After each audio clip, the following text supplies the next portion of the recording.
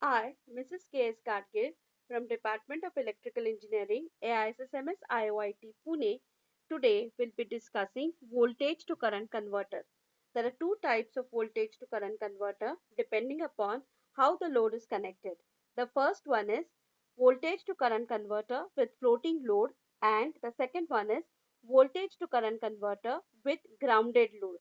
Let us first discuss voltage to current converter with floating load. Let us first understand why it is called as floating load. It is called as floating load because the load resistance RL is floating. That is, it is not connected to the ground. That is why the circuit is called as voltage to current converter with floating load. Let us describe the circuit. If you see, the input voltage is applied to the non-inverting terminal of the op-amp, and the feedback voltage across the resistance R1. The feedback voltage across the resistance R1 drives the inverting terminal of the op-amp. Drives the inverting terminal of the op-amp.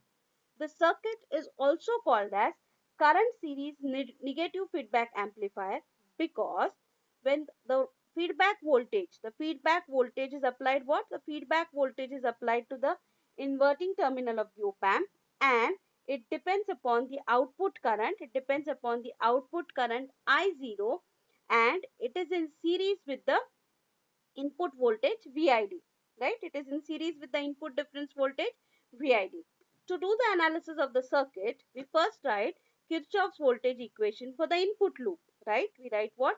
Kirchhoff's voltage equation for the input loop. This is the input loop. You have the input voltage V in, you have the difference voltage VID, and you have the feedback voltage VF. So you have V in is equal to VID plus VF. But we know that VID is very small and the gain of the op-amp is very large. VID is equal to what? VID is equal to 0. So you get V in is equal to VF, right? You get V in is equal to VF. But VF will be equal to what? VF will be equal to the voltage across the resistance R1. VF will be equal to what? It will be the voltage across the resistance R1. So what is the voltage across the resistance R1? Current flowing into the resistance is what? I0. What is the value of resistance? R1. So the voltage across resistance R1 will be equal to what? R1 into I0.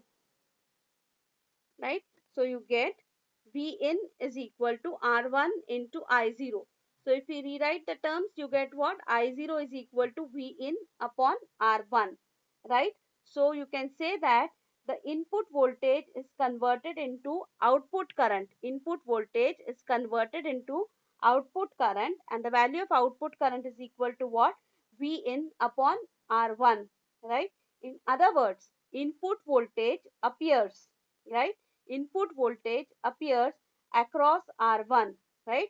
And if your R1 is a precision resistor, the output current will be what? Output current will be precisely fixed. That is why the circuit is called as what? That is why the circuit is called as voltage to current converter, right? Now, where are these circuits used? These circuits are used in low voltage DC and AC voltmeters. They are also used in diode match finders, and they are also used in light emitting diodes and Zener diode testers, right? Next, we go to the next type of the voltage to current converter. The next type of the voltage to current converter is with grounded load. Just see the difference between the previous circuit and this circuit. In this case, the load is connected to what? The connected to ground.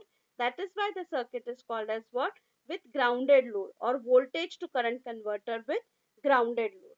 Now, before we start with the analysis of the circuit, we need to find out the voltage at point V1, because this voltage is applied to what? This voltage is applied to the non-inverting terminal of the op-amp. We have to find out what? We have to find out the voltage V1, because this is applied at what? This is applied to the non-inverting terminal of the op-amp.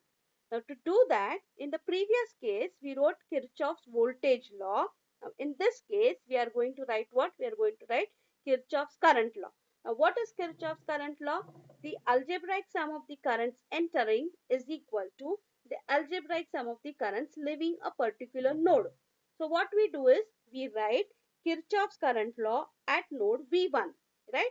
When I write Kirchhoff's current law at node V1, I get what are the currents entering? It is I1 is entering and I2 is entering. What is the current leaving? The current leaving is what? IL. So you have I1, I2 and IL current is leaving. So you get what? I1 plus I2 is equal to what? IL. Now when I told you when we have to write the expression for current in terms of voltages, we have to consider the potential at the points at the two ends of the resistance. So potential at this point is what? Potential at this point is V in. Potential at this point is V in. Potential at this point is what? V1. So what is the current I1? I1 current will be equal to what? V in minus V1 upon R. Similarly, for the current in this resistance, right, or the current I2, you will get it as what? Potential at this point is what? V0. Potential at this point is what? V1.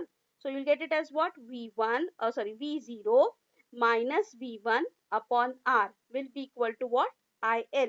Right. So we found out the current I1, we found out the current I2, and then I1 plus I2 will be equal to what? IL. I have written it down. I wrote I1, I wrote I2, then I rewrote the equation. What I get? V in. I will multiply this R over here. So it is going to be IL into R. Then it is going to be V in plus V0 minus V1 will become what? Minus 2V1. Or we will get V1 will be equal to what? V in plus V0 minus IL into R upon 2.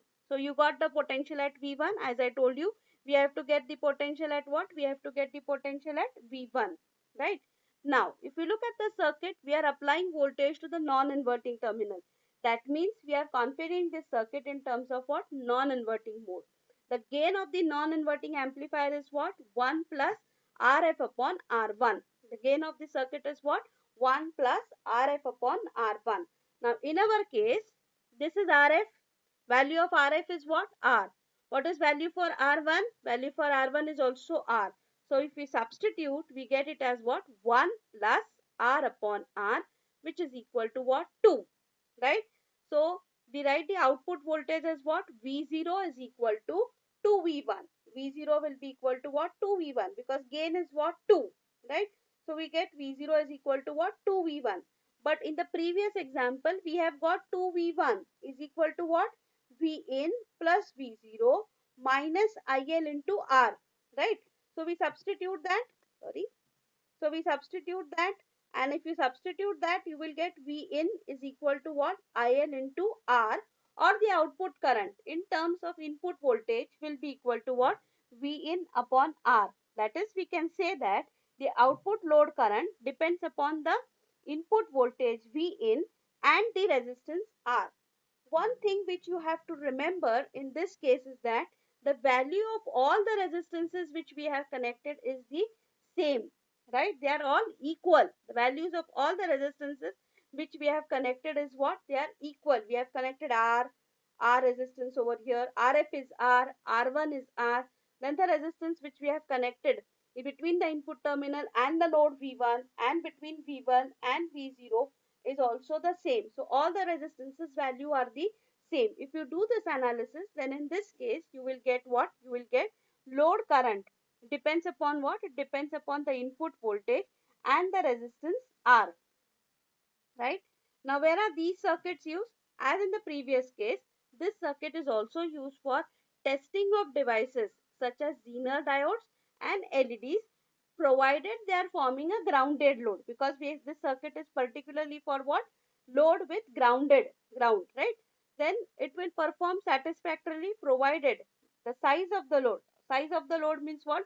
The value of the load circuit is less than or equal to the value of R. What is the value of R? Value of R is the resistances which we have connected into the circuit, right? So with this we come to the conclusion of the voltage to current converters. They are normally used for what? They are normally used for testing of devices such as Zener diodes, LEDs. They are used for diode match findings. And there are two types of circuits which are there for voltage to current converter. One is the voltage to current converter with floating load, and one is the voltage to current converter with grounded load. What do you understand by floating load? With floating load, we understand that the load is not connected to ground And with grounded load, we understand that the load is connected to the ground. So with this, we come to the conclusion of the session on voltage to current converters. Thank you.